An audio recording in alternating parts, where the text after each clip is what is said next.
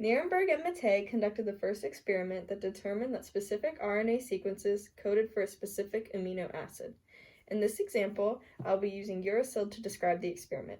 First, they took a homopolymer, or a bunch of nucleotides strung together, in this case a poly-U, and a cell-free translation system, and combined them into a test tube. They then added one radioactive amino acid and 19 unlabeled amino acids to the test tube and let it incubate so translation could occur.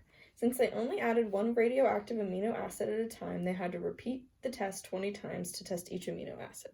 Once translation took place and a protein was formed, poly-U triggered the radioactivity in phenylalanine. In other experiments, they found that poly-A coded for lysine, poly-C for proline, and poly-G did not code for anything. In another experiment, Nierenberg and Lieder used mRNA to discover how many different trinucleotide codes exist for each amino acid. First, they took short mRNAs and combined them in a test tube with ribosomes and tRNAs attached to amino acids, one of them being radioactive, as the same in the last experiment. The ribosome attached the mRNA and tRNA that were specified by the mRNA.